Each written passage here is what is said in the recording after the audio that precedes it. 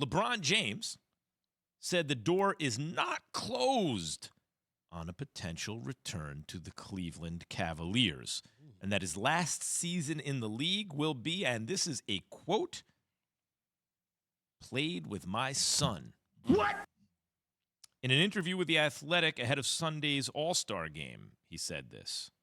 Now here's LeBron after the game talking about what the return to Cleveland for the All-Star game meant to him. Listen, man, the joy of just being home. I literally stayed back home in Akron all weekend while I was here. See my guys, even though I see them, when I come back home in the summer, we always link up, but it's just something special. We've never spent the All-Star weekend, all of us together. Every last one of them was here. Sheon, Willie, Drew, Frankie, Brandon, and Sheon, we were all here together, like for the first time. And then, having my mom in the building, and having my wife and my kids here, it's just, how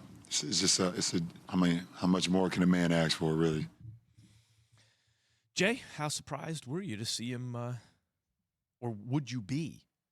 How surprised were you to hear him talk like that? How surprised would you be to see him leave L.A. at the end of his career? LeBron James just said the market is open.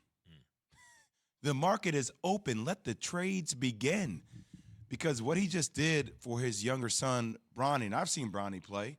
I've talked to scouts about Bronny. A lot of them potentially, if he were to try to come out in the 2024 draft, if he was there, would probably be a late second-round pick. But you're legitimately asking yourself, after understanding what just happened in Cleveland this weekend, report came out that Cleveland, the economy of Cleveland, due to the NBA All-Star game being there, stimulated $100 million for the economy. One weekend. $100 million for the local economy. So now factor that note in to Bronny James could potentially be taken as a lottery pick. Where would he go without LeBron as his dad and the promise of LeBron? He may not get drafted. But end of the second round, maybe? I don't know. I mean, he wouldn't come out of high school being drafted. Obviously, he had to play 1 year. But, I mean, if he were to have an incredible year in college, but I don't think people see LeBron James Jr. that way, Bronny James Jr. that way.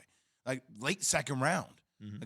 If he were to try to come out after 1 year in college, maybe G League. If you had a pick in the top 15 and you knew or thought LeBron James could come with Bronny James Jr., I'm drafting it because I know what that can do for my economy and also for my team and my franchise. You will be talking about me every single day on TV. It will be the last hurrah for LeBron James.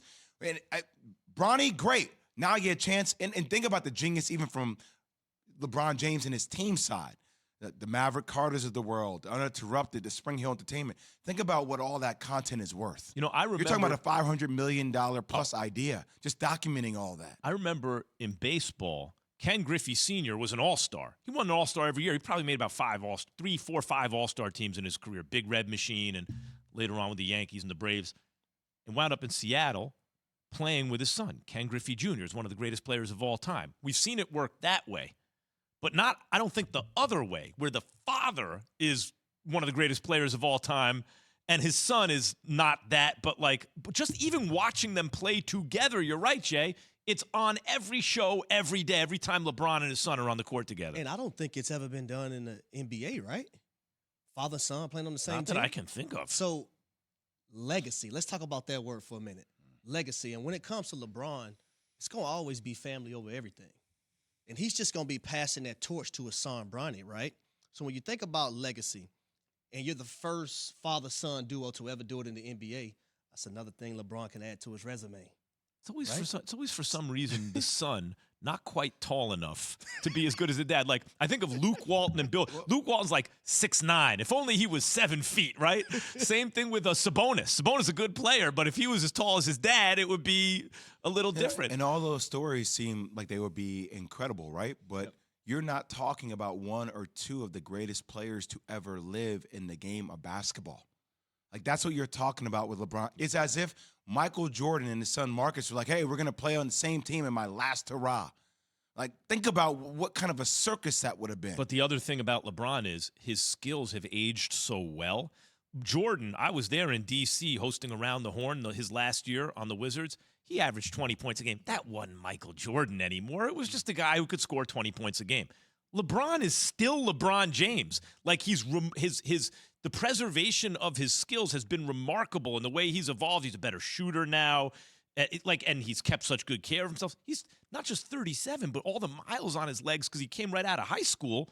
And he's still, so his last year in Cleveland, he might still be an upper echelon all-star if he were to go. I want to praise him as a father.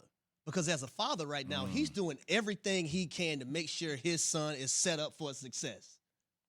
And for everybody out there hating on it, keep hating. Yeah. I applaud the hell out of it. You know why? I see this type of stuff every day in business, all day. Billionaires who own major companies. Like, you know what? My son's going to run the company. The Dolans, by the way. You want to know why the Knicks haven't been good in a million years? Come on, it happens every single day. And by the way, like, that's how you have legacy. You're exactly right, Eric. And I'm going to take it to Jay-Z. He has a song called Legacy, right? And in the song, he basically says, my parents ain't have nothing, so that started with me. Started with LeBron.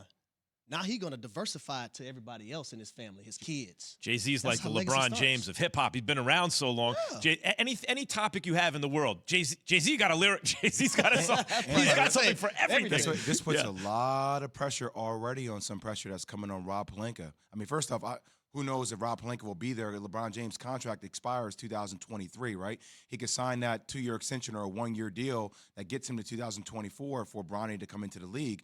But there have been multiple little jabs taken here at Rob Pelinka. If it was what I talked about the other day on the show with the Les Snead shirt after they won a Super Bowl that said blank them picks, and then LeBron James quote tweeting that, a picture of Les Snead with his own face on his shirt saying that, saying legend, my type of guy. Okay, Rob Pelinka, what are you doing? You didn't make a pick before the trade deadline? Or if it's him acknowledging Sam Presti this weekend by saying, man, Sam Presti's he's really the MVP. Look at all the picks he got. KD, Russ, Jeff Green, Reggie Jackson, Oh, the guy Josh who threw Giddey. Jeff Green in there. Thanks for watching ESPN on YouTube. For live streaming sports and premium content, subscribe to ESPN+.